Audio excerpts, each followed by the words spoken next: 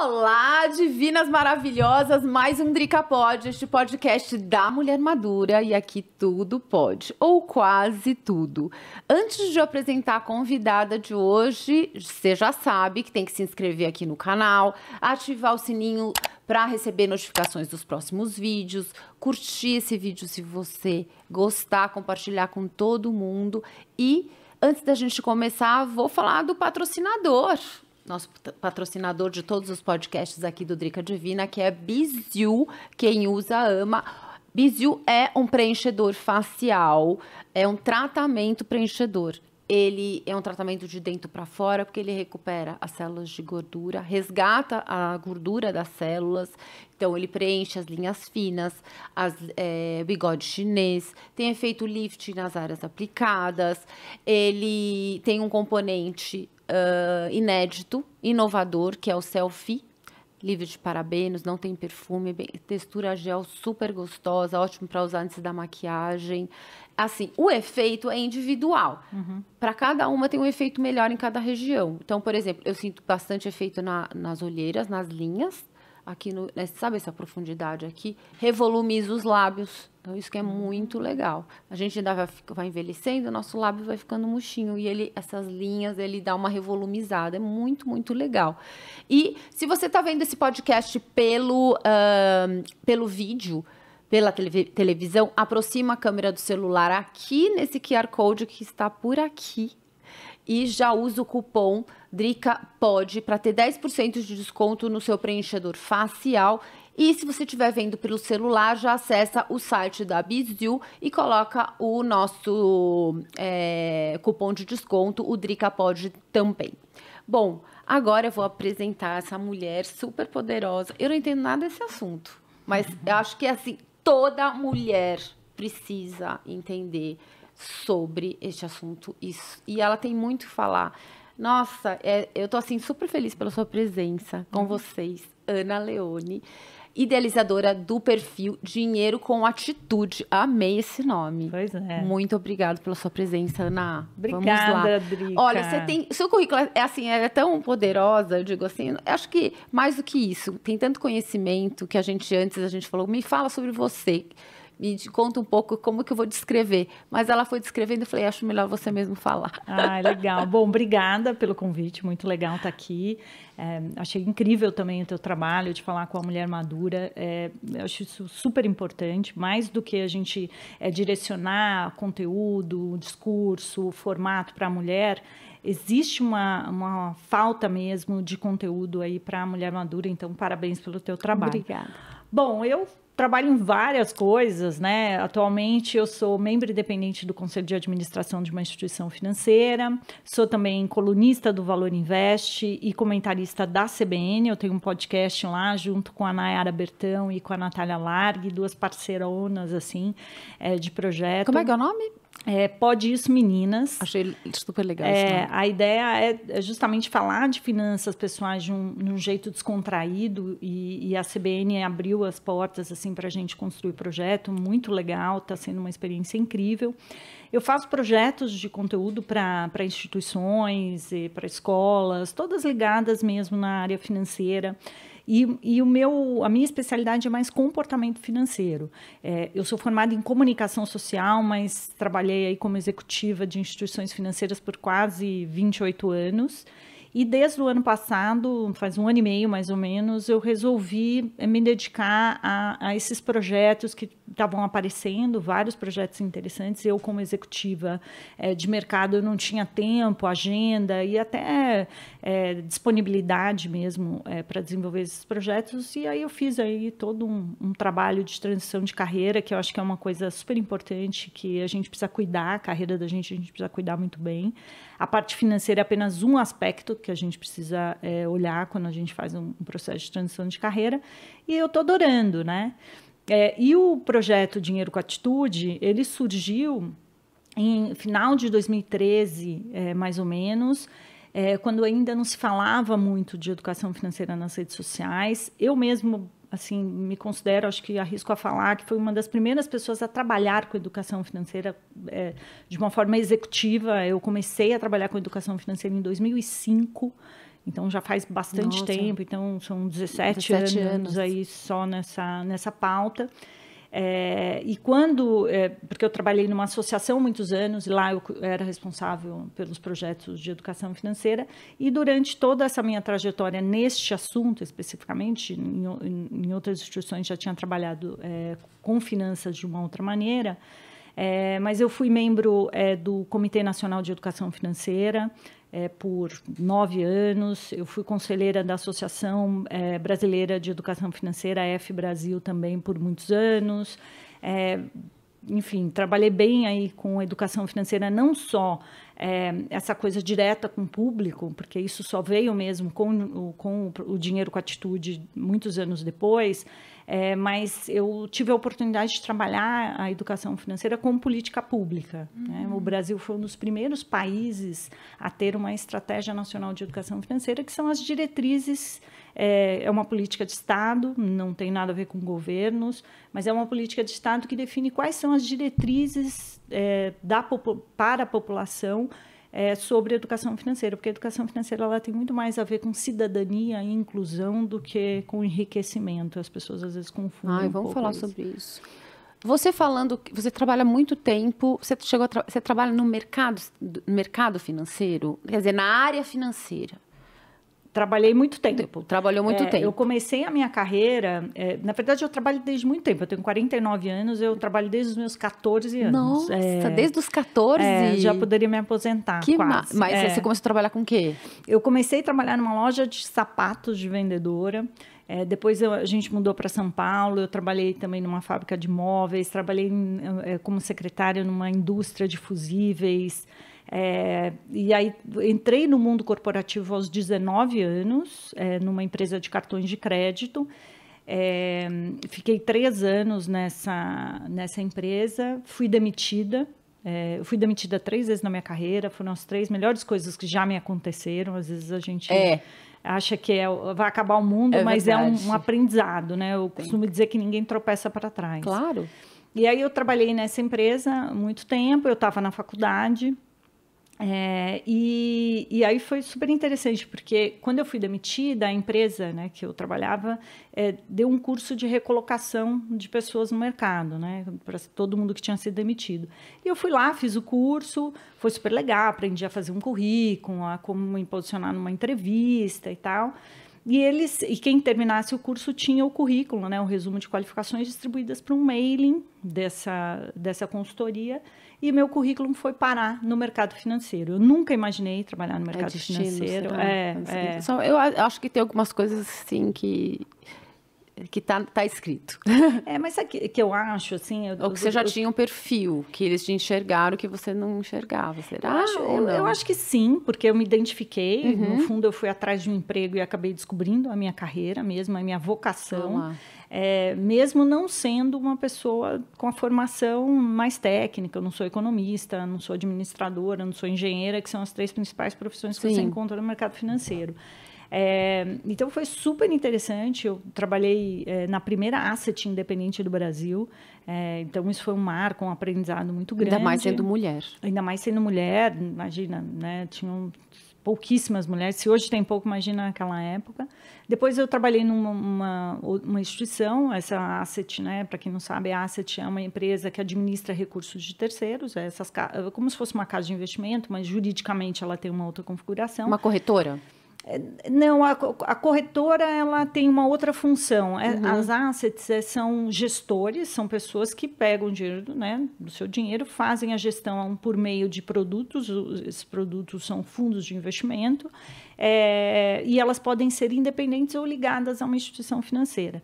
A época que eu trabalhei nessa empresa, ela se chamava Brasilpar, foi a primeira autorizada pela CVM a ser uma instituição independente, ou seja, não ligada a nenhuma instituição financeira, a fazer a gestão de recursos de terceiros. Então, foi um super aprendizado. Depois de alguns anos, ela foi comprada por um banco, aí eu fui trabalhar no banco. Eu era como se fosse uma assessora de investimentos, eu tinha uma carteira de clientes, né? Eu ajudava eles a gerir ali o dinheiro deles. Depois eu cheguei a trabalhar, olha só que coisa maluca, né? Eu estava fazendo um MBA em marketing de serviços E aí, 2 pessoas que trabalhavam comigo, eles trabalhavam numa multinacional de marketing digital. Isso eu estou falando no começo dos anos 2000, no ano de 2000 Nossa. mesmo. E eles precisavam de uma pessoa para atender os clientes da indústria financeira, porque como eles não entendiam como é que funcionava o mundo dos investimentos, as estruturas, né, a estrutura do mercado financeiro, eles me chamaram falando, putz, você não quer vir para ajudar a gente, que a gente tem clientes da indústria financeira, mas a gente não sabe nem por onde começar, comunicar. A gente não sabe nem criar oportunidades de negócio, porque a gente não entende o negócio do cliente. E aí foi a primeira experiência que eu tive com marketing digital, numa época que ainda Nossa, as nem coisas... se falava nesse termo marketing digital. E ela chamava Molden Media, era uma multinacional mesmo de marketing digital, que tinha um escritório pequeno de representação no Brasil, mas atendia grandes instituições, a HSBC era um cliente e tal. E aí eu trabalhei com eles um tempo e depois fui trabalhar num grande banco de varejo. Trabalhei no Unibanco, na diretoria de investimentos. Unibanco, eu fui Unibanco. Olha só, jura? Que ano que você trabalhou lá? Não, eu não trabalhei. Eu fui cliente Unibanco. Não. Sabe por que eu te perguntei? Falei para você, nossa, numa época onde existiam poucas mulheres. Uhum. Você acha que ainda... Você deve ter rompido com muitos preconceitos, muito machismo.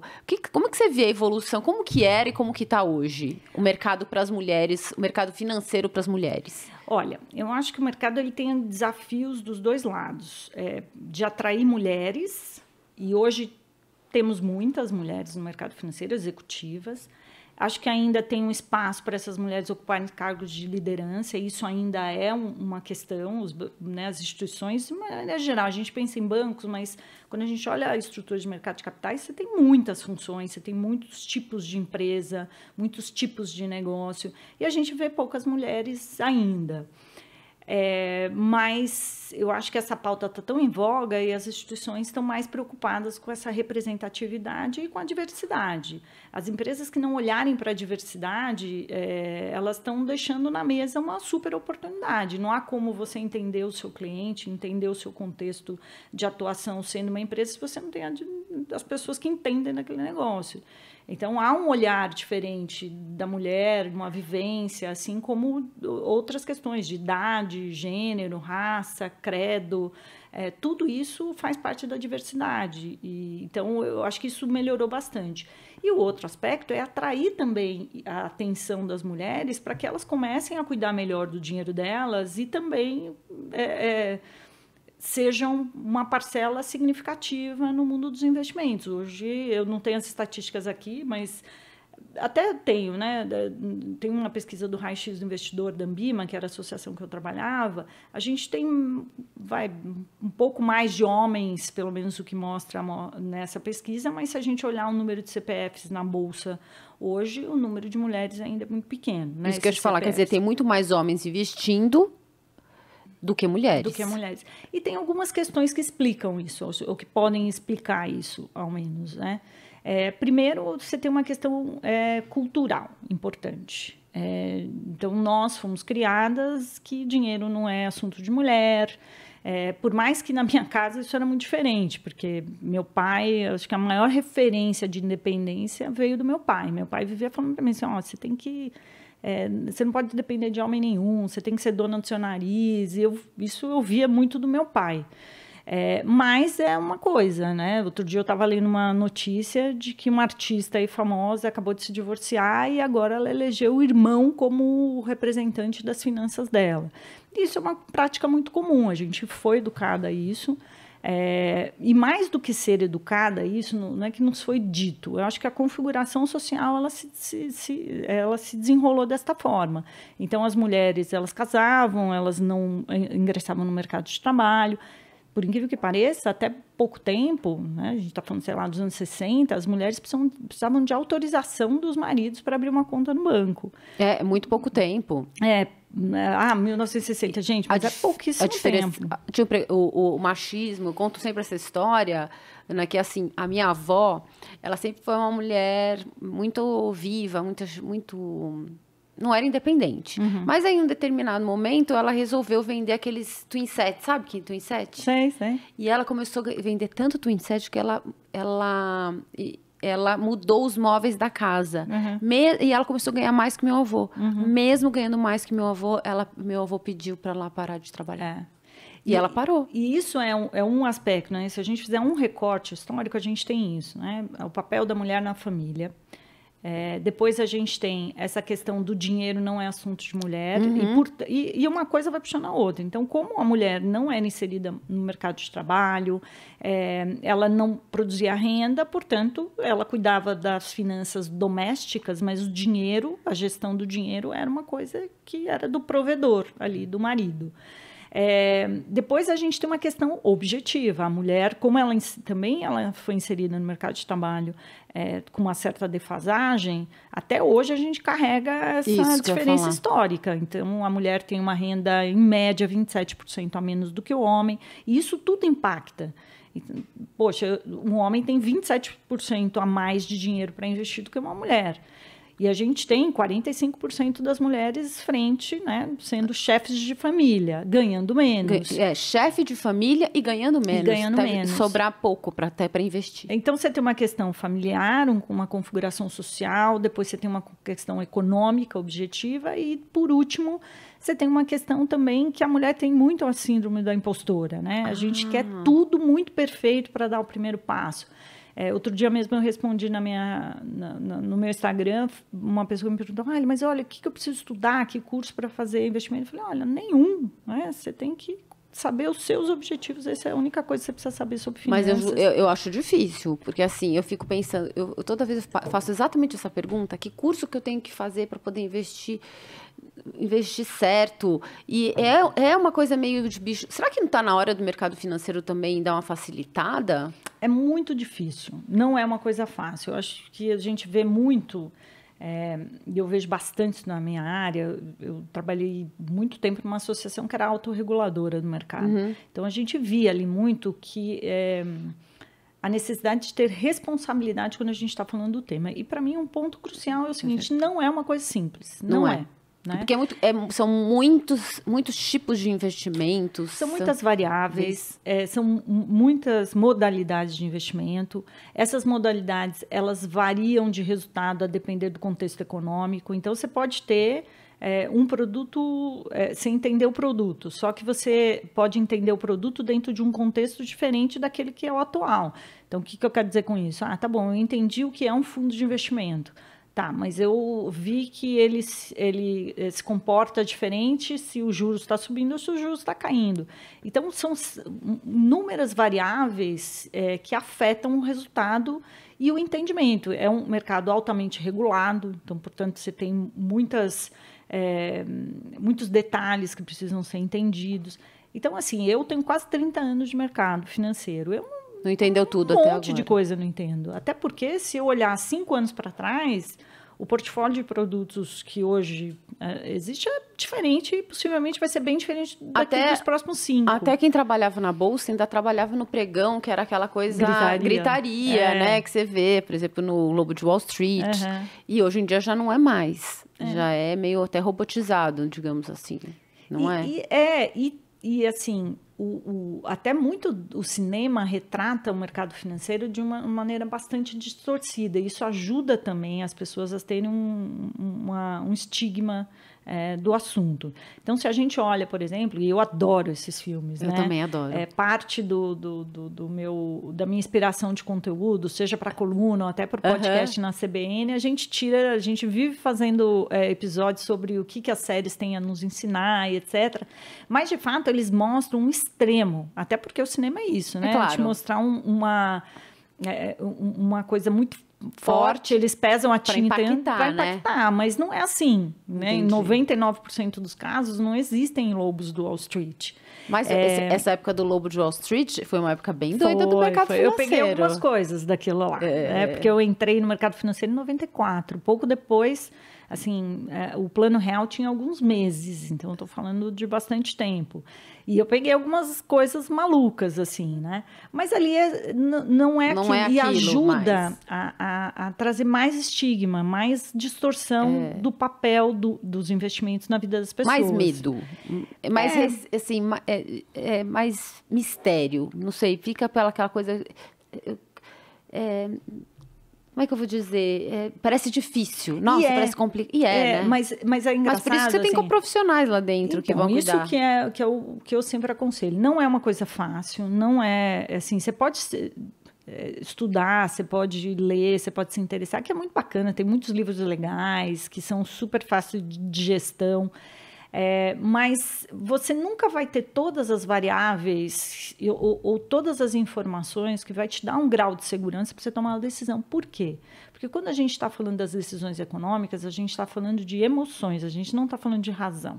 Se isso fosse verdade, todos os matemáticos, engenheiros, administradores, economistas, eles teriam uma relação excelente com o dinheiro e eles deteriam toda a fortuna do planeta. O que a gente está falando são de decisões baseadas em emoções. Então, uma pessoa não precisa se tornar especialista, porque se você não vai trabalhar com isso, você vai adquirir um conhecimento que você não vai aplicar. O que você precisa é entender dos seus objetivos, que isso já é um primeiro filtro para ajudar na tua tomada de decisão.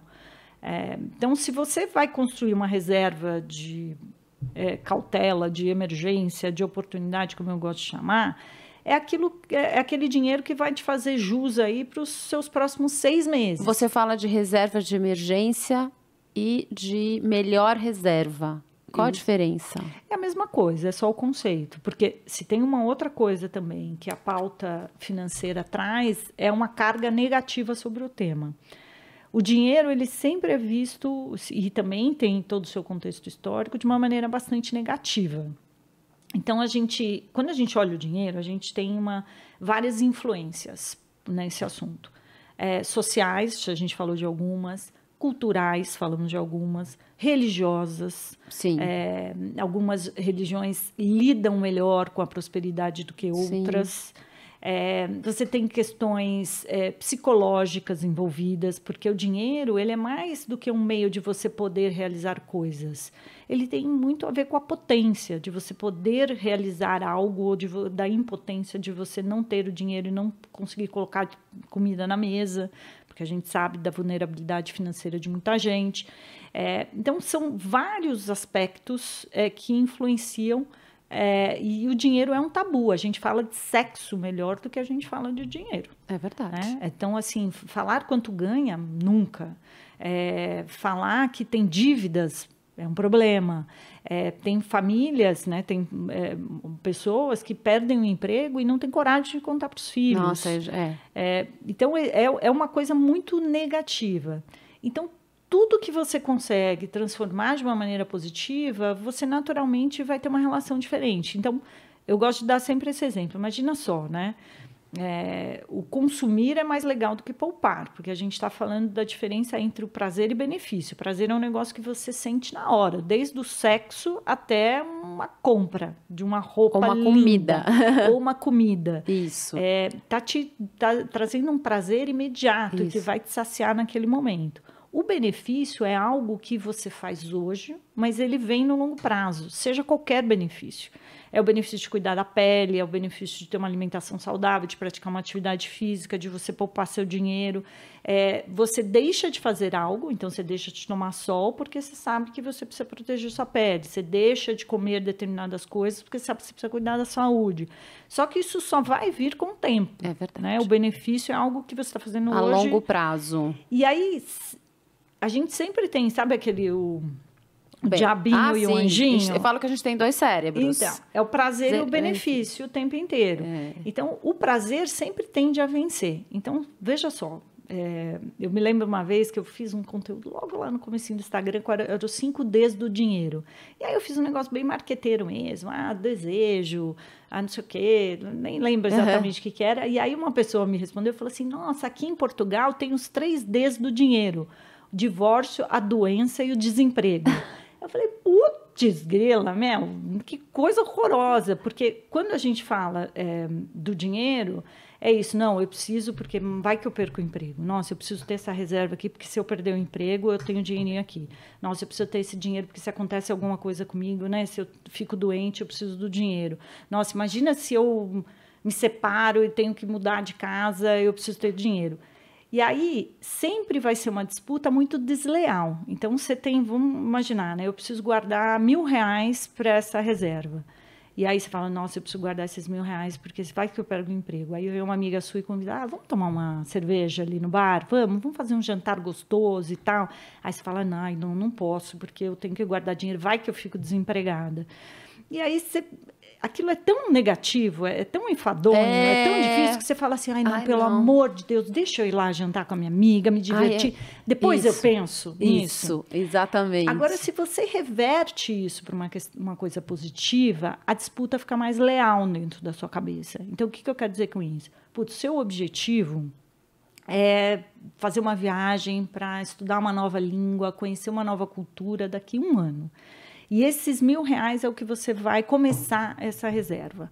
Aí você vai olhar e falar assim, putz, tem aqui o meu objetivo de viajar daqui, sei lá, 1 ano, 6 meses, 1 ano, porque eu quero conhecer uma cultura nova, mas a minha amiga está me chamando para o jantar. Aí você vai conseguir dizer para ela, falar assim, fulana, putz, não vou, olha, eu estou aqui contando dinheiro, que eu quero fazer essa viagem super legal, estou aqui planejando, é o sonho da minha vida. Pô, vai lá, janta, tira uma foto e bebe por mim.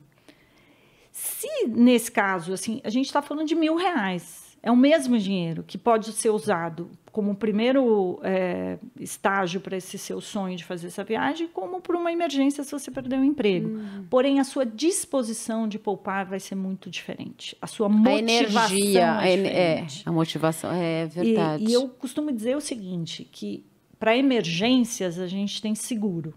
E para oportunidades é só o dinheiro. É só aquele dinheiro disponível. Isso já aconteceu comigo, de eu não poder aceitar o emprego dos meus sonhos, porque era uma época que eu não tinha uma reserva que me garantisse ganhar menos, que era a proposta que eu ia ter, porém era o lugar dos meus sonhos, trabalhar, e possivelmente eu teria virado sócia dessa empresa. Então, é disso que eu estou falando. Né? Na vida, a gente tem muito mais oportunidades do que emergências. Mas se a gente pensar que a gente precisa poupar só para emergências, a carga negativa é tão grande que provavelmente você vai dar... É que quando a gente pensa em emergência, exatamente, pensa, alguém vai ficar doente, alguém vai ficar desempregado, vai acontecer alguma coisa. Sempre é uma coisa ruim. É sempre uma coisa ruim. E essa não é emergência, né? Na verdade, é uma... Como que você falaria? Ela é de prudência, né? É uma coisa para eventualidades. Então, eventualidades acontecem, gente. Olha, o morador do prédio, do apartamento de cima pode ter um vazamento e cair um pedaço do seu teto aqui. É verdade. Vai acontecer. Isso. Você precisa estar preparado para essas eventualidades. Mas você colocar toda a sua energia de poupança só para isso é muito negativo e ninguém aguenta. Ninguém aguenta fazer nada radical por muito tempo. De dieta a poupança. E o que esse jeito, né? Então, no fim, nada mais é do que uma abordagem diferente para uma mesma questão. As pessoas, elas sempre vão tender a se curvar ao prazer do que esperar pelo benefício. Só que se esse benefício ele consegue ser tangível o suficiente para a pessoa entender que vale a pena ela abrir mão, porque a gente está falando de uma renúncia em prol de alguma coisa, se ela fizer isso, o jeito e a disposição dela para aquilo vai ser diferente. E poupar é a construção de um hábito como qualquer outro. Quantos por cento da sua renda você deve usar para poupar? Depende. A gente ouve assim, 20%, você pega lá de 20%. Tudo depende do objetivo. E depende da fase da vida, não é? Até os 20 e poucos anos, o ideal é investir na própria carreira. Existem algumas linhas, né? Mas essa é a verdade. Se pensa que a sua carreira ou você é um produto. E esse produto ele precisa ser posicionado, trabalhado como qualquer outro produto. Até os 25 anos, você está ali construindo todos os assets que a gente chama, né? Todas as capacitações necessárias para que este produto te dê mais retorno. Então, você aprende uma nova língua, você faz cursos mais técnicos, você se aprofunda na sua profissão, a profissão escolhida ou na área que você quer atuar. Se você está começando a empreender. Então, até os 25 anos, o melhor investimento é no capital humano. Para esse capital poder ser um gerador de renda futura. Depois disso, a partir dos 25 anos, e até eu tenho um levantamento lá que eu fiz para uma aula que eu dei numa universidade, muito interessante até, que o tempo que a gente tem de produção de renda ele é muito pequeno. Então, a gente precisa se atentar. E a fase de ouro, ela acontece a partir dos 25, 30 anos, até uns 50 e poucos anos, 60 anos, porque isso começa a declinar. Seja pela inserção no mercado de trabalho, seja pela tua disposição, né, de não trabalhar como antes, enfim. Obviamente, eu estou falando dos extremos aqui. Mas até os 25 anos, esse é o melhor investimento. A partir daí, você tem que ter objetivos claros. E aí, sim, vai depender dos seus objetivos, o tamanho do seu esforço. Ou você aumenta o seu esforço, ou você alinha as suas expectativas. O que eu quero dizer com isso?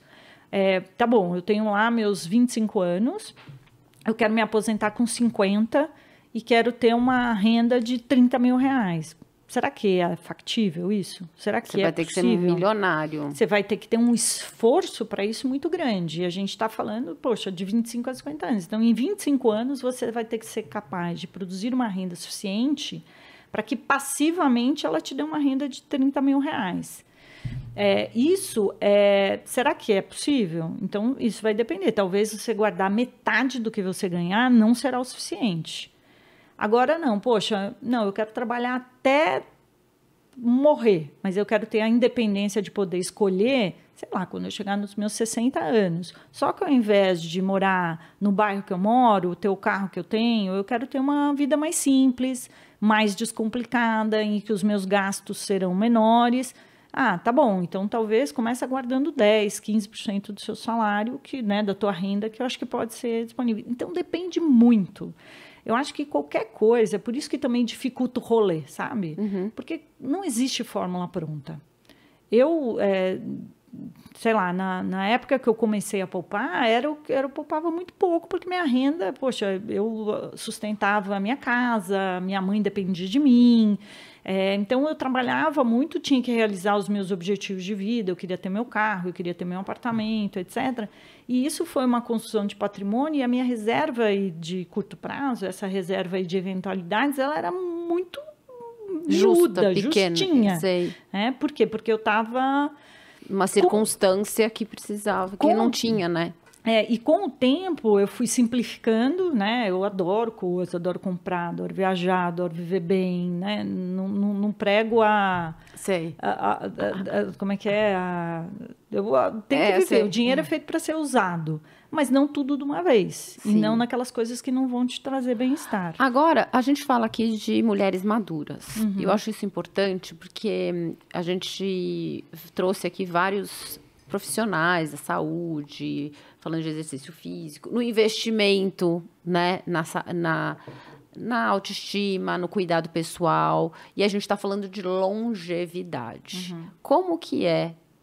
Como que você fala de longevidade? Falo. É um tema que eu sou apaixonada. Fale um pouco mais sobre isso.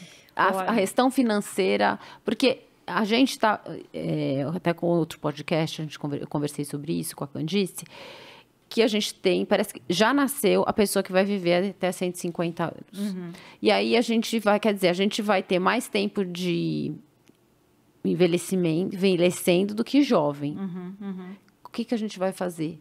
Se a gente parte do princípio que lá para os 40 anos, a gente já começa a envelhecer fisicamente, só que aí a gente não vai viver, a expectativa de vida hoje é 76, que a maioria vem 80. Uhum. E se a gente viver até 120?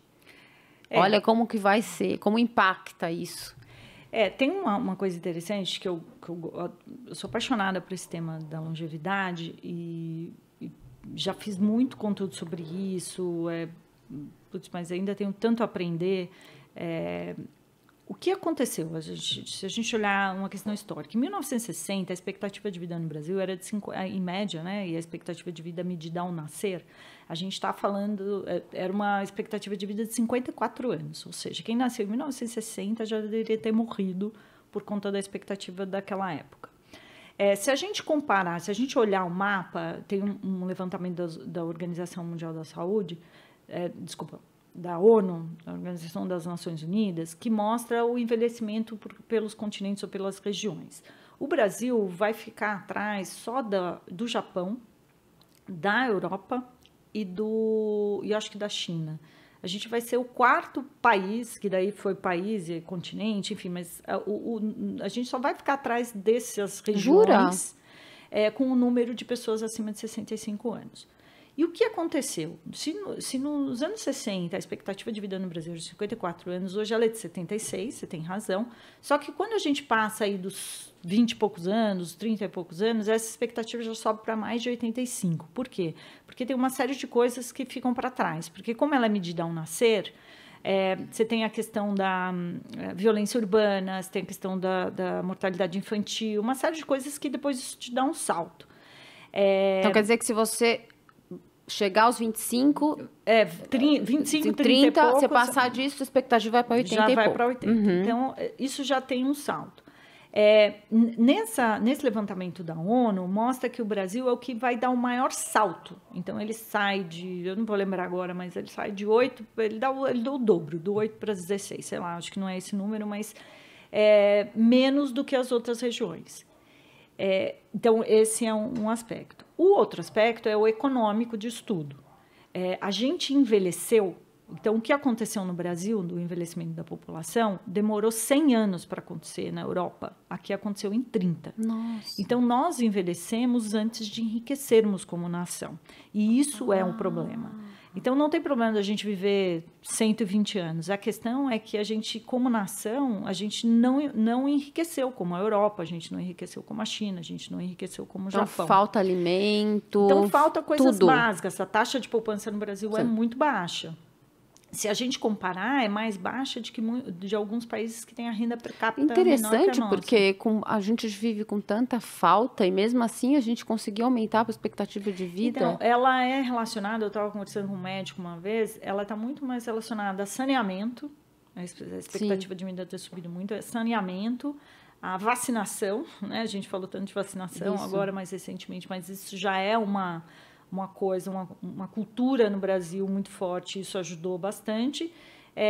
E a questão, né, da própria alimentação, enfim, você tem aí algumas coisas, mas é basicamente, desculpa, o avanço da medicina. Mas o avanço da medicina é menos do que até a vacinação e a questão de saneamento. E aí, qual é o desafio, portanto, né? A gente vai viver muito, e como eu estava falando da janela aí de produção de renda, ela é muito pequena. E tem uma outra estatística que as pessoas falam muito pouco, que é a expectativa de vida saudável, que é diferente da expectativa de vida ao nascer. A expectativa de vida saudável no Brasil ela é 11 anos a menos do que a expectativa de vida ao nascer. Então, o que eu quero dizer com isso? A gente vai estar em plena forma física de produzir, né, a expectativa de vida saudável, plena capacidade de produção por 11 anos a menos. E que isso a gente não leva em consideração. Quer dizer que mesmo vivendo 86, eu vou por 11 anos... 11 anos a menos... eu não vou ter um envelhecimento saudável. Saudável, porque, na verdade, você conta dos 76, né? Tá. Então, 76... Dos 66 até 76 menos 11, a gente está falando isso, aí... 65 anos. Que é um tempo... A qualidade de vida despenca, isso. Despenca. Por quê? Porque você tem uma questão motora, você tem uma questão de uma série de coisas que o envelhecimento traz, que faz parte. E você tem as questões que também são mais silenciosas, mas que está acometendo muita gente, que são as questões cognitivas, de demência. Eu participei de um evento e eu até trouxe ele convidei ele para participar de um evento que a gente promoveu quando eu ainda estava no mercado. Ele fez uma live comigo no meu Instagram, que é o geriatra Daniel Azevedo. E nessa conferência ele falou assim, olha, se eu passar uma linha aqui no meio desse auditório, metade aqui vai ter algum tipo de demência no futuro. E isso impede a nossa capacidade de decisão, e principalmente as decisões econômicas. Bom, envelhecimento, aí tem todas as causas médicas da saúde, claro, que eu não saberia.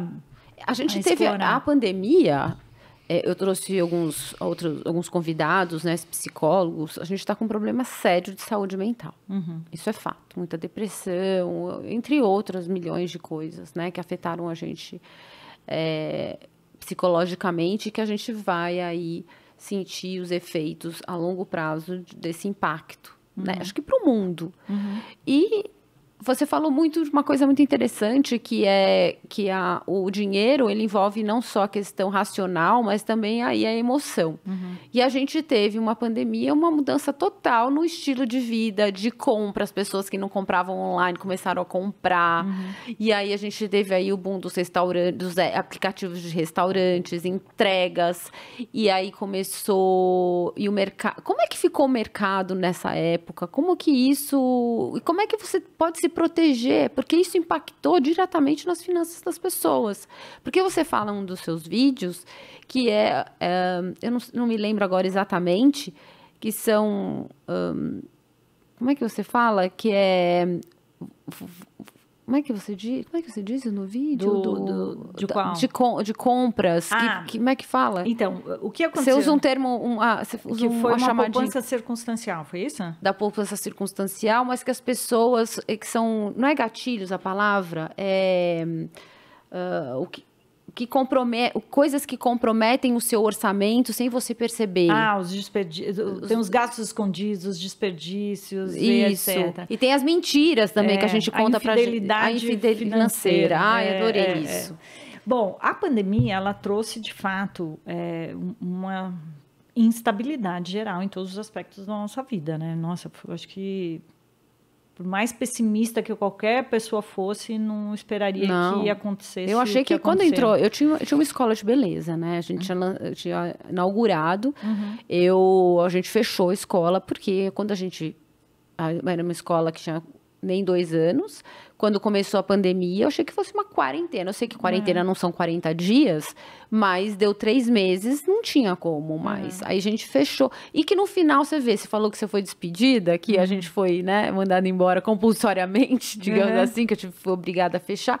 Mas foi a melhor coisa que aconteceu na minha vida, porque eu entrei para online. Foi transformador. E impactou, né? Minha saúde mental, gente, nossa, todo mundo ficou mega preocupado. Foi, olha, pesado.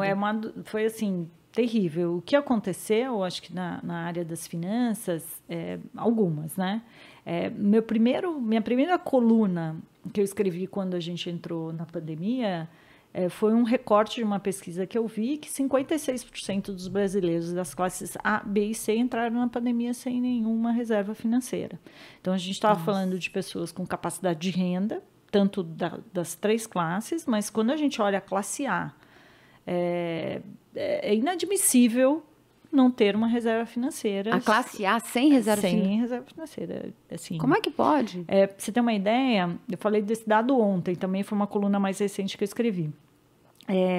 Essa pesquisa do Raio-X, que é da Ambima, eu fiz um recorte ali que mostrou o seguinte,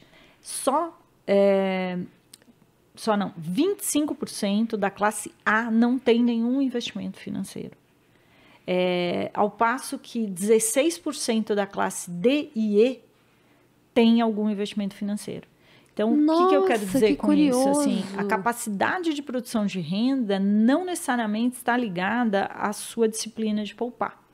Por isso que as pessoas, a maior desculpa que as pessoas falam, na minha opinião, é que elas não investem porque não sobra. Porque nunca sobra. Então, na verdade, você tem que comprometer. É uma ordem do orçamento nunca que sobra. Nunca sobra. É uma ordem do orçamento que é o seguinte, você tem que ter a sua renda, você tem que pagar as suas contas, que é o que para se manter, né? Para você comer, para você morar, para você viver, né? Poupar para os seus objetivos, a gente falou de vários aqui, quer fazer uma viagem, quer se aposentar e etc. E o que sobrar, gastar. O que as pessoas fazem, elas recebem, pagam as contas, gastam naquilo que elas querem e só investe, sobra e nunca sobra.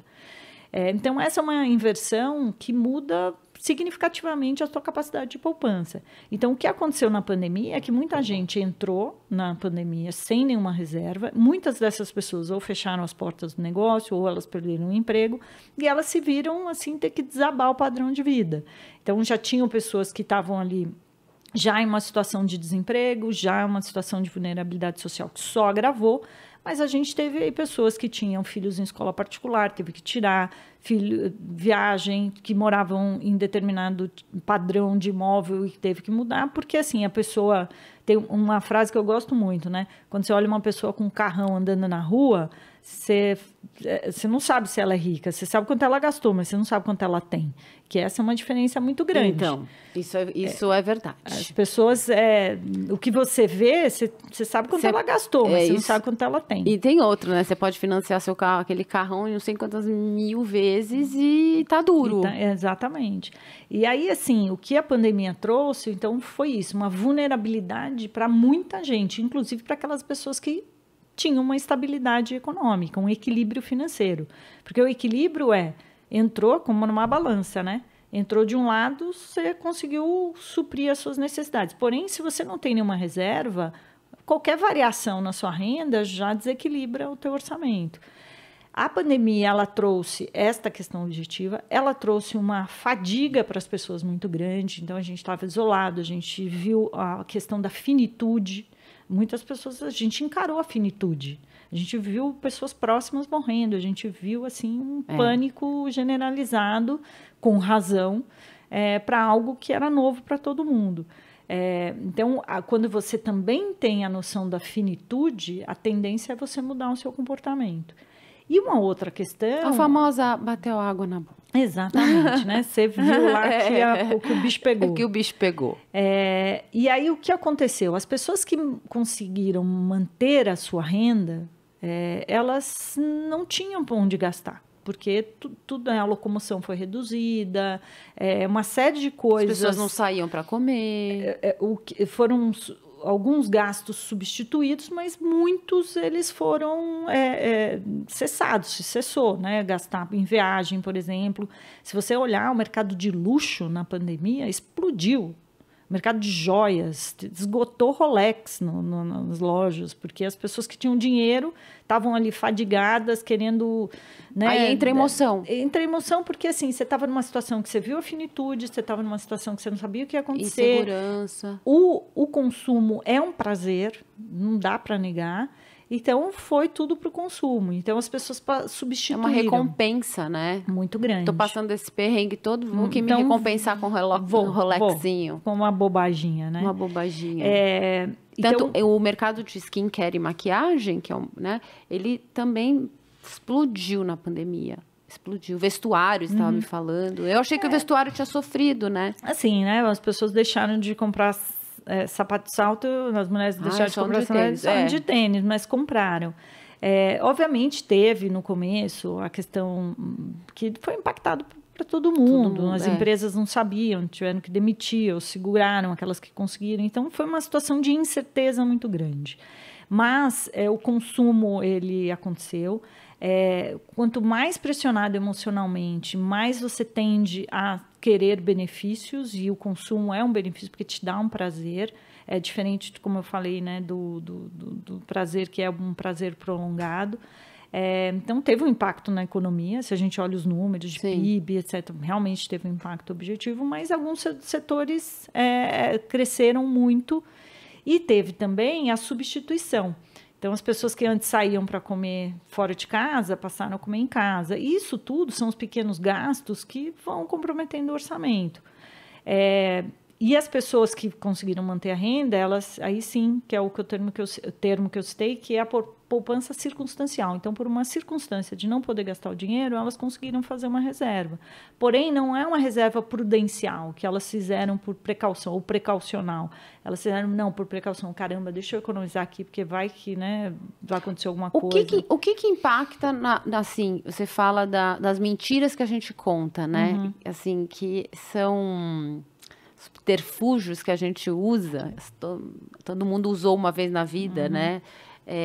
Para se desculpar daquele gasto que a gente não deveria fazer. Você fala das mentiras. Falo.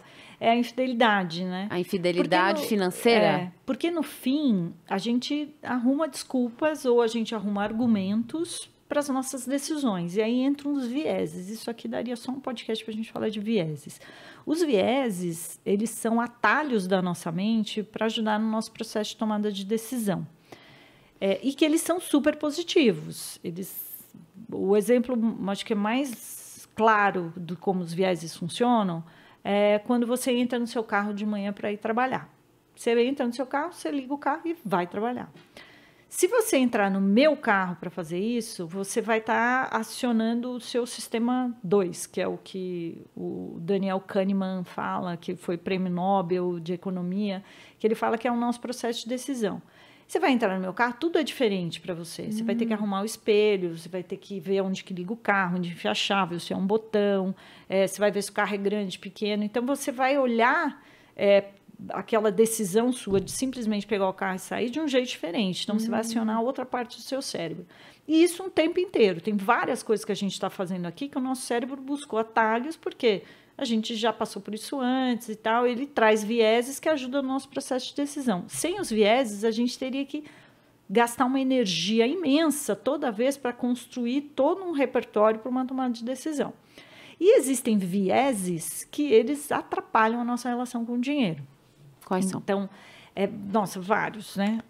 Mas quando a gente inventa essas desculpas, a gente está querendo... Esses vieses entram em ação. Então, por exemplo, você quer comprar esse colar que você está, mas você está na dúvida. Né? Aí você fala, mas será que eu compro? Eu falo, lógico, Drica, nossa, lindo! Aí você vai lá e fala, pronto, comprei. Esse é o viés da confirmação. Ou seja, você queria comprar um negócio, você já tinha decidido, mas você só queria uma confirmação. Uma ajudinha. Uma ajudinha. Isso é um viés. Entendi. Né? Então, talvez você prolongasse essa decisão, mas eu fui ali e confirmei uma crença sua, uma coisa que você queria. Uhum. Se o seu marido viesse e falasse assim, não, bobagem, não vai comprar. Ou se alguém, né, seu filho viesse e falasse assim, não vai comprar. Aí você ia procurar sua amiga. Mas o que você acha do colar? Eu acho bobo, legal. Compra. Esse é o viés da confirmação. Entendi. Você despreza aquilo que você não quer ouvir e você só considera a informação que já vem a confirmar aquilo que você queria. Entendi. Esse é um viés, por exemplo. Você tem o viés do efeito adesão, que é o efeito manada. Poxa, está todo mundo fazendo uma liquidação da loja preferida, está todo mundo indo lá e eu não, vou ficar de fora. A vendedora está falando que é a última peça, eu não vou comprar. Isso. Você vai lá e ainda chama as amigas para ir junto. Esse é um outro viés. Você tem o viés do frame, que é o enquadramento, que a sua decisão ela é influenciada a partir de como a informação é colocada para você. Então, por exemplo, se eu te falasse assim, olha, vai ter uma invenção, essa invenção é uma invenção incrível, ela vai revolucionar a forma como as pessoas vão se locomover. Você vai poder ir do ponto A para o ponto B com uma rapidez imediata, com um relativo grau de segurança. Você acha que essa inovação é positiva ou ela é negativa? Positiva. Positiva. Claro. Agora, se eu te disser o seguinte, olha, tem uma inovação que vai revolucionar a forma como as pessoas se movimentam do ponto A para o ponto B, vai ser muito rápido, a segurança ela é relativa e ela possivelmente vai matar 26 mil pessoas por ano. O que você vai dizer? Negativa. Negativa, a gente está falando da mesma coisa, que é o automóvel, por exemplo. Né? Então, a depender de como a informação é colocada, você toma uma decisão. Então, é a liquidação. Né? Então, se a liquidação fala, olha, isso aqui custa R$1.000, mas é 12 parcelas de 100. Tem umas estratégias, né, que o mercado usa. Aí você vai tomar a sua decisão a partir do enquadramento daquela informação. Tem o merecimento, não é? E aí tem um monte de outros vieses. Esses vieses, eles ajudam a gente a criar argumentos. Esses vieses são gatilhos, não? São gatilhos. São gatilhos. E que eles são positivos, mas tem alguns que atrapalham a nossa relação com o dinheiro, assim tem como alguns atrapalham a nossa relação em outros aspectos da nossa vida. Então, quando as pessoas criam essas desculpas ou esses argumentos, elas, na verdade, elas estão ali querendo já tomar aquela decisão. Então, quando uma pessoa vira e fala assim, eu não invisto porque eu não tenho dinheiro, e a pessoa é empregada, a pessoa tem capacidade de produção de renda, é uma desculpa verdadeira, mas é uma desculpa. Porque não sobra no final do mês. Poxa, a gente tem pessoas, eu falei uma estatística aqui, 16% da classe D e E que não tem investimento, e que possivelmente vive aí com um salário que é 1/3 do que as pessoas que falam que não tem dinheiro para investir. Interessante esse dado. É uma desculpa. Então, o que a gente fala muito nas finanças, e por isso que é comportamento puro, são as suas decisões. Uma pessoa bem-sucedida financeiramente, ela não é aquela pessoa que acertou, que fez o melhor investimento, que recebeu a melhor recomendação de investimento. É a pessoa que teve mais disciplina. Então, você alcançar a sua independência financeira está muito mais relacionado à sua constância, né? A sua disciplina. A disciplina de fazer sempre, do que fazer de vez em quando. Assim como a atividade física. Não adianta você ir um mês na academia, passar 8 horas por dia e depois nunca mais ir.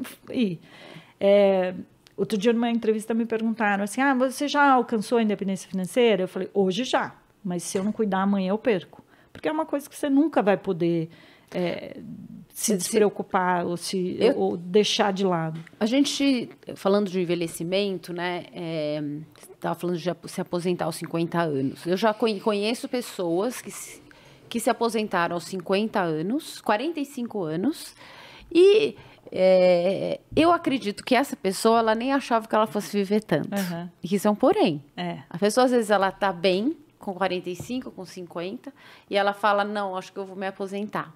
Mas ela não imagina que ela vai viver muito, tanto. O caso do Jorginho Guilherme foi isso, né? Ele falou assim, não é que eu não poupei, é que eu vivi muito. Então. Esse é o problema. Quando você erra na conta.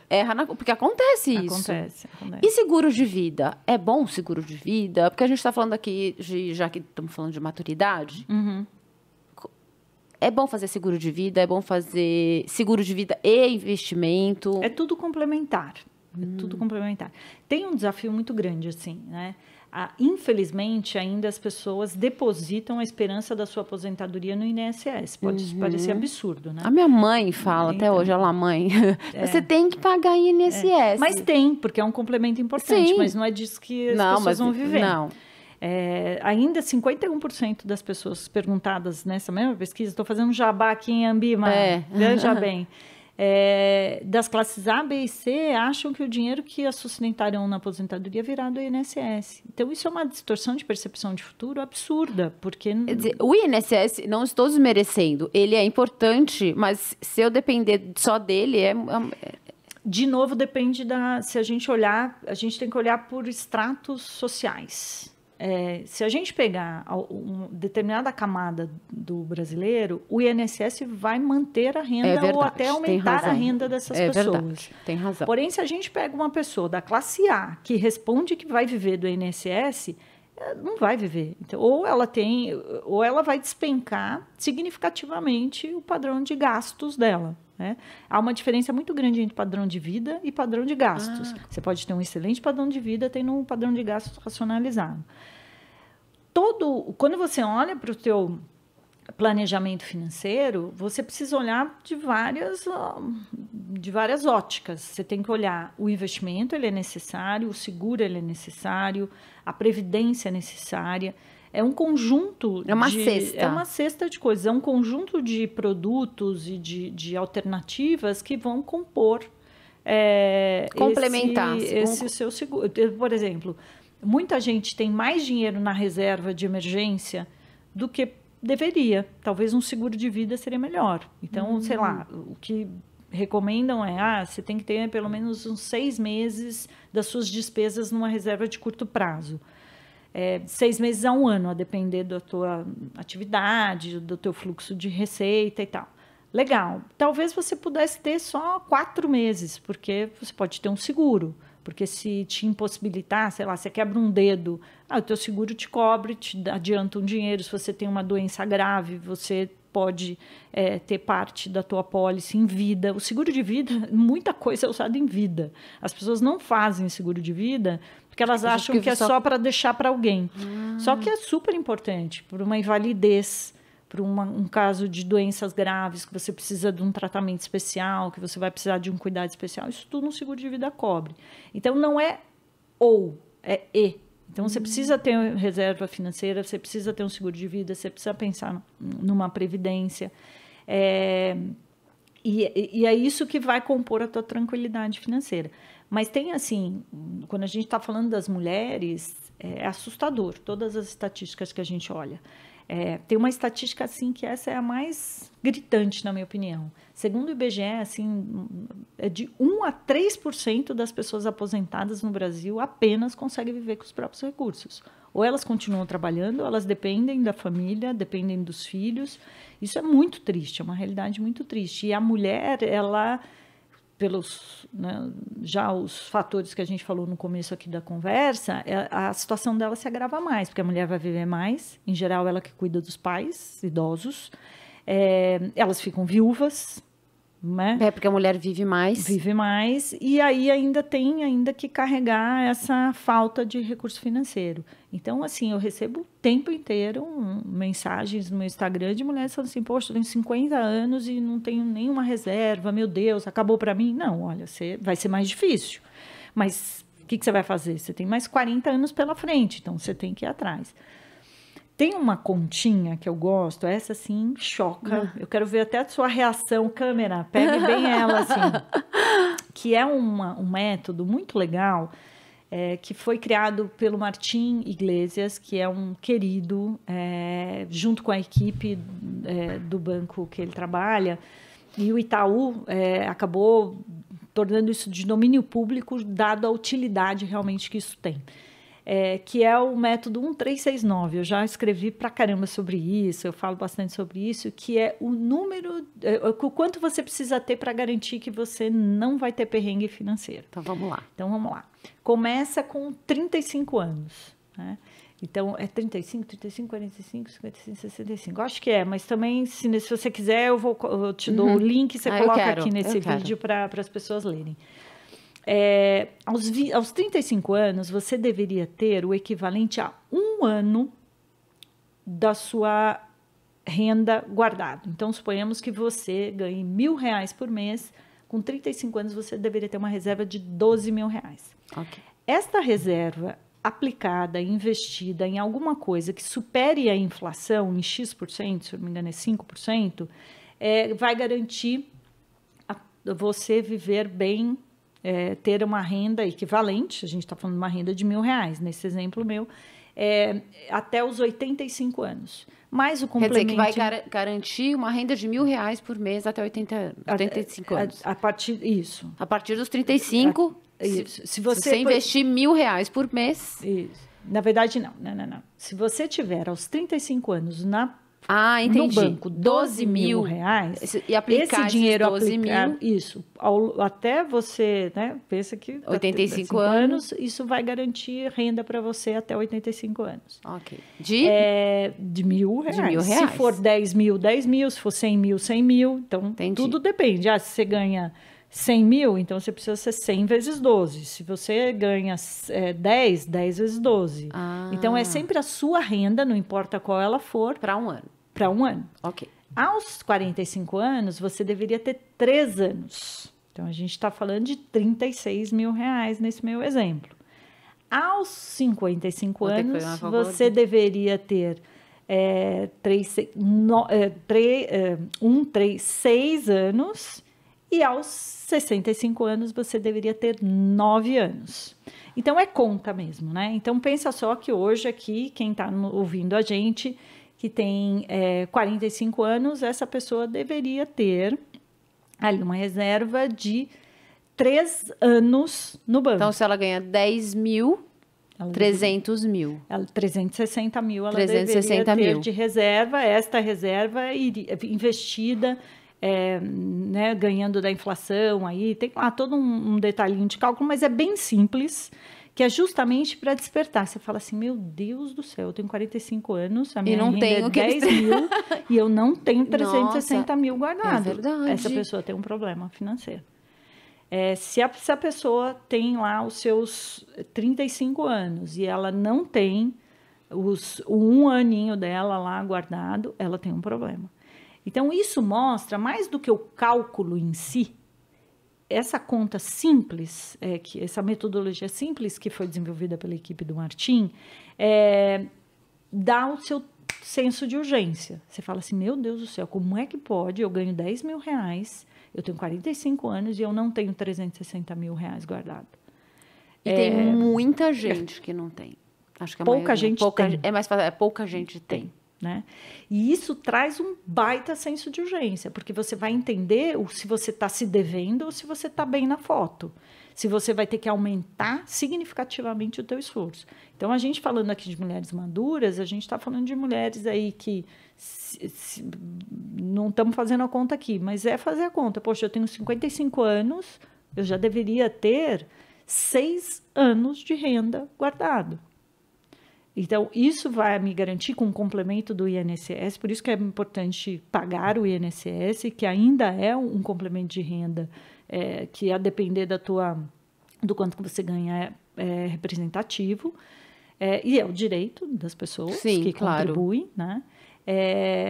Então, ela tem um problema. Então, tem duas coisas. Ou ela tem que ressignificar toda a estrutura de gastos de uma maneira radical, ou aumentar significativamente o esforço. E eu tenho uma frase que eu gosto muito assim, é melhor você fazer economia enquanto você quer do que você ter que fazer no momento que você precisa, porque aí é o mais traumático possível. Então, é melhor você comprar um produto que é mais barato, você simplificar a sua vida, você ter um carro, você morar num lugar menor, você ter um carro mais simples, você cozinhar mais em casa do que sair para comer, enquanto você pode quando você quer. Porque o pior que tem é quando as pessoas, e é assim que infelizmente as pessoas pensam, é só fazer quando precisa. E aí você tem que abrir mão daquelas coisas que são mais importantes para você. E outra coisa, né? Às vezes muita gente acaba tomando decisões no desespero. E aí você sempre é obrigado. Então, assim, quando você está confortável, você tem escolha. Quando você sai da zona de... Não é da zona de conforto. Quando você entra no desespero, você acaba escolhendo o que você não quer. É exatamente isso. Assim, você aceita qualquer coisa. É melhor você fazer enquanto você quer do que quando você precisar. Porque é melhor você, abrir mão de desperdícios, de 10 canais de streaming que você tenha, porque as pessoas, elas negligenciam o poder, o efeito dos pequenos gastos. Ninguém entra no estado de superendividamento por uma crise.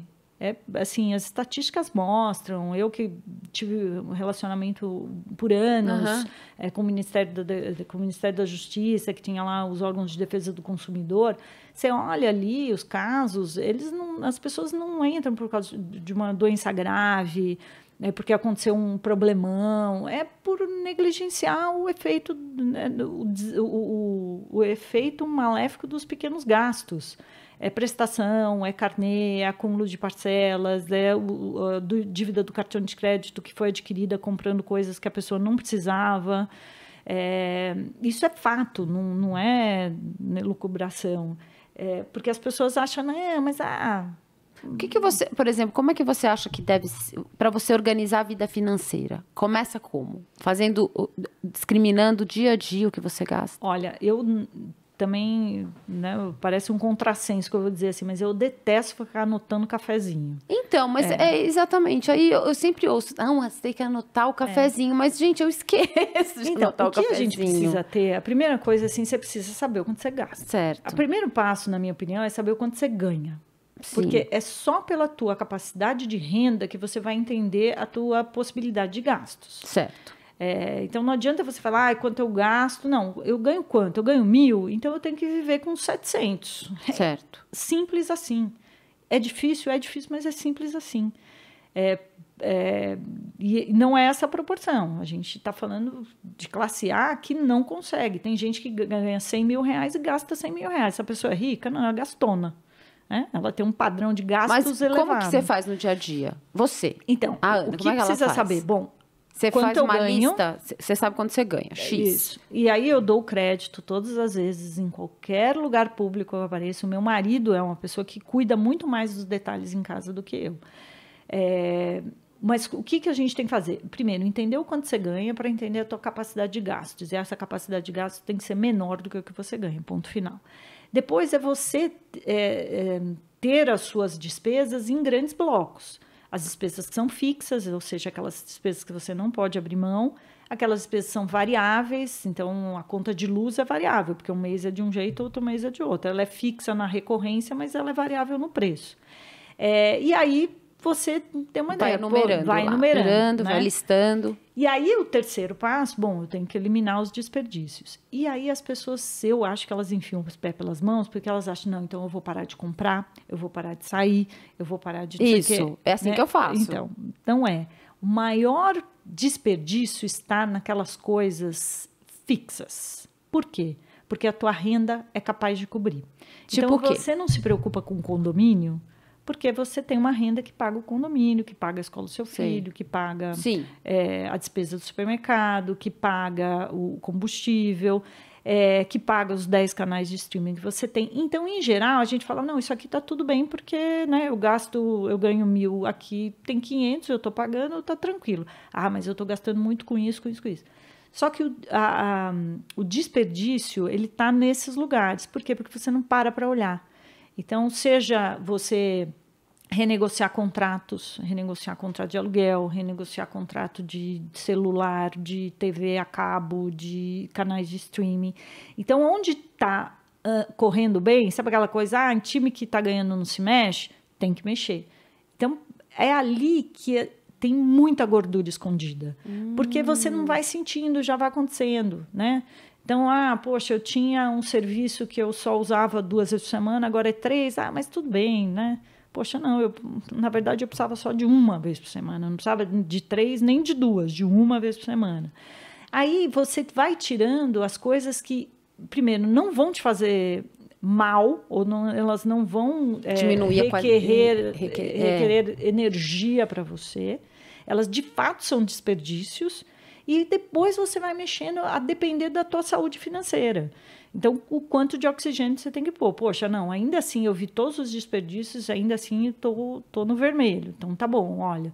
Então, ao invés de eu sair 3 vezes por semana para comer fora de casa, eu vou sair 1 e as outras 2 eu vou cozinhar em casa, porque sai mais barato eu comprar no supermercado. Aí entra um pouco a saúde mental. Por quê? Porque existe a coisa da recompensa e a comprovação social. A pessoa, às vezes, tem um carro que não pode, uma prestação que não pode pagar, mas é o que você falou, compra aquele carrão para mostrar para as outras pessoas. Mora no apartamento que nem pode pagar e fica ali se apertando, para que os outros... Ou compra aquela roupa caríssima. Não tem que chegar um momento... E eu acho que a maturidade... A maturidade tem esse ensinamento de vida que você tem que chegar e falar, bom, eu vivi uma vida inteira tentando comprovar para os outros, tentando provar, será que não era agora o momento de eu me segurar e não ter aquela bolsa tão cara, aquele carro tão... O que eu tenho que provar para os outros? Porque isso é uma verdade. Eu escrevi uma coluna que fala o seguinte, não basta a minha grama ser verde, ela tem que ser mais verde que a do vizinho. É verdade. Isso é uma questão. É uma questão, assim. Tem um estudo super interessante que fala o seguinte, as pessoas preferem ganhar menos desde que seja mais do que a média das pessoas. Então, o que eu quero dizer com isso? Você tem uma mesma oferta de emprego no lugar A e no lugar B, em que o custo de vida é igualzinho. Só que no lugar A, o que você vai ganhar é acima da média das pessoas. Só que é menos do que no lugar B, aliás, é mais do que no lugar B, que vai ficar abaixo da média das pessoas. As pessoas preferem ganhar menos, mas ser melhor que os outros. Isso é uma questão social importante. A gente não pode desprezar, mas a gente sabendo disso, trazendo isso para o estado de consciência, a gente consegue administrar melhor.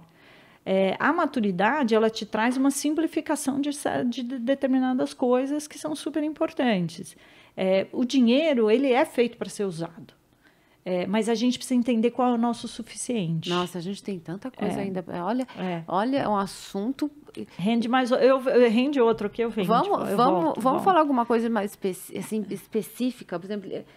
Porque eu não imaginei que fosse... É complexo, né? Mas é apaixonante. É apaixonante. A gente tem que entender o seguinte... Mas porque você sabe por quê? Você está falando da parte da emoção. Porque sempre quando a gente ouve alguém falando de finanças, é técnico. E tudo que é técnico em todos os sentidos. é chato. Quando a pessoa é muito técnica e não traz emoção, eu digo, se ela não traz uma identidade, não contextualiza, não dá um exemplo prático e fica só na teoria, isso é muito chato, isso distancia ainda mais do tema, né? Ainda mais do tema. E eu acho que, eu não sei, me leva a crer que a mulher, ela tem esse lado emocional, então ela precisa se conectar de alguma maneira à finança, para entender emocionalmente como isso pode afetar a vida dela. Olha, assim, eu acho que um recado final, assim, que eu queria deixar, acho que 2, na verdade. Um é esse, assim, entenda qual é o seu suficiente. Se ter pouco é um problema, não saber qual é o seu máximo é um problema igual, porque você não sai da gaiola, você vai trabalhar o resto da sua vida correndo atrás de uma coisa que você não sabe. A independência financeira, ela é encontrada quando você sabe qual é o seu máximo. Não adianta, não à toa, né? Você vê pessoas muito ricas e infelizes, porque elas ficaram correndo atrás de coisas que elas não sabiam nem o que queriam, né? Sim, então, a vida sem sentido, né? Entenda qual é o seu máximo, tenha essa conta. Olha, quando chegar aqui, eu vou ser uma pessoa livre. E que não significa que você vai parar de trabalhar, parar de produzir renda, mas aquilo vai te dar mais liberdade de escolhas. Porque tem gente que tem uma baita de uma conta bancária, mas ainda não tem independência de tomar as próprias escolhas, porque ela não sabe qual é o seu suficiente. Esse é o primeiro recado. E o outro, assim, aí é bem para as mulheres que já andaram de avião, já ouviram isso, que é máscaras de oxigênio primeiro em você. Você só vai conseguir ajudar, e eu acho que essa é a melhor herança que a gente pode deixar para os nossos filhos, é a nossa própria independência financeira. A gente não ser um fardo para os nossos filhos. Isso carregar, é maravilhoso. Eu acho que é a melhor herança. Eu concordo. A gente, assim, ser independente. A gente fazer parte dos 3% daquela estatística que eu trouxe aqui, de pessoas que conseguem viver com os próprios recursos na aposentadoria, eu acho que é a melhor conquista que a gente pode Eu concordo com encontrar. você 100%. Se eu puder deixar um legado para os meus filhos, eu não ter que depender deles. Isso. É o maior presente que você vai poder dar para eles, sem dúvida. Olha, muito obrigada. De muito nada, obrigada. Vamos marcar. Vamos. Segunda parte. Vamos marcar. Manda as seguidoras mandarem o que elas querem. Eu volto aqui. Com certeza. Então, você já deixa aí já a sua pergunta, porque a gente já marca outro bate-papo. Porque eu não chamo podcast de entrevista, porque a gente fala uma conversa, né? Obrigada, Ana. Obrigada, Drica, pelo convite. Olha, já segue aqui o perfil da Ana, né? Vou deixar aqui, tá aqui, vai aparecer aqui. Né, amor? E divinas maravilhosas, não se esqueça de se inscrever no canal para aumentar esta comunidade, para que este canal cresça ainda mais. Acione o sininho para receber as notificações do próximo vídeo. Com certeza você vai dar um like, por favor, e compartilhar esse vídeo com todas as suas amigas, amigos. Acho que é um assunto tão importante que não são só mulheres. As pessoas precisam saber a respeito e ter o controle da própria vida. É isso aí. Acho que é mais legal. Bom, divinas maravilhosas. Até breve. Kisses!